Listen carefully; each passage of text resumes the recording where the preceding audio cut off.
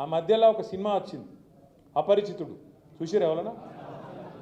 అలా ఇద్దరు ఉంటారు, ఒకటే మనుషులు ఇద్దరు ఉంటారు అన్నాడు. వాడు ఇటు చూస్తే ఒక తిరుగుంటాడు, అటు చూస్తే ఒక తిరుగుంటాడు. ఇటు చూస్తే రాము అట, అటు చూస్తే రెమో. రెమో అనేటోడు లంగా, రాము అనేటోడు మంచోడు. అర్థమైంది కదా? రెమో అనేటోడు లంగా, రాము అనేటోడు మంచోడు. ఈ రెమో అనేటోడు ఏమంటాడు, ఏ కేసీఆర్ అప్లపాలు చేసిపోయిండువా రాష్ట్రాన్ని, మొత్తం దివాలా తీసింది రాష్ట్రం, మన బతుకు బిచ్చ బతుకు అయిపోయింది. ఇక నేనైతే నన్ను పోతే ఢిల్లీలో దొంగను చూసినట్టే చూస్తుండ్రు. దొంగ లెక్కనే చూస్తారు కదా, దొంగను చూసినట్టే చూస్తుండ్రు నన్ను. ఎవరైనా అపాయింట్మెంట్ అడిగితే వీడు చెప్పులు ఎత్తుకపోతాడేమో అని చెప్పి అపాయింట్మెంట్ కూడా ఇస్తలేరు అని రెమో అంటాడు. ఏది నాకు అప్పే ఉడతలేదు అని రెమో. రాము అంటే ఏమంటాడు, అదే మనిషి మళ్ళా వాడేమంటాడు అసెంబ్లీలో, నేను 1,58,000 కోట్లు అప్పు చేసిన అని. అదే రేవంత్ రెడ్డి రాము రూపంలో అసెంబ్లీలో నేను 1,58,000 కోట్ల అప్పు 16 నెలల్లో చేసిన అంటాడు.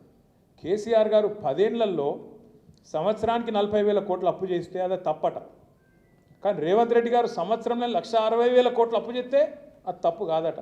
ఇప్పుడు కేసీఆర్ గారేమో అప్పు చేస్తే ఏం చేసిండు, 73,000 కోట్ల రూపాయలు రైతు బంధు రూపంలో మీ అందరికీ టింగు టింగు టింగు అనుకుంటా 11-12 సీజన్లు మీ ఖాతాలు వేసిండు.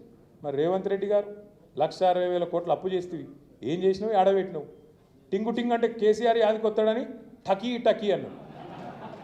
ఆడరబై టకీ టకీ అంటే ఇంతవరకు టకీ లేదు, టికీ లేదు.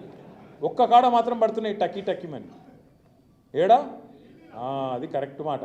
ఢిల్లీలో మాత్రం టంచన్గా కొట్టకపోతే ఈయన పోస్ట్ హూస్టింగ్ కదా, పీక్ తెల్లారు లేచే వరకు కాంగ్రెస్లో ఎవడు కుర్చీ ఎవడు గుంచుతాడో తెలియదు. అక్కడ మాత్రం పైసలు దన్ పడుతున్నాయి.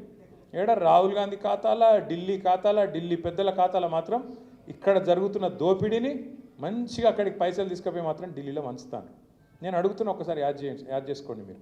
నేను అపరిచితుడని ఉత్తగానే అంటలేను రేవంత్ రెడ్డి గారిని.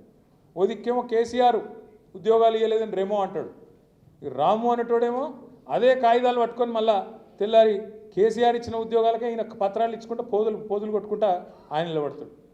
కేసీఆర్ ఆనవాళ్ళు లేకుండా చేస్తా అంటాడు ఎవడు, రెమో.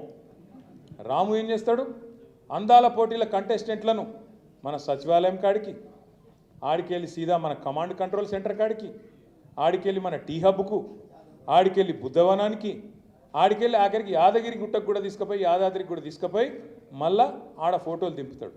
మరి కేసీఆర్ ఆనవాళ్ళు లేకుండా చేస్తా అంటివి కదా, మరి మీరేమైనా కట్టింది ఉంటే, ఏమైనా పొడిచింది ఉంటే మీరు చూపెట్టకపోయినావు. మరి తీసుకుపోయి కాంగ్రెస్ వాళ్ళం 55 ఏళ్ళలో ఇవన్నీ కట్టినామని చూపెట్టకపోయినావు.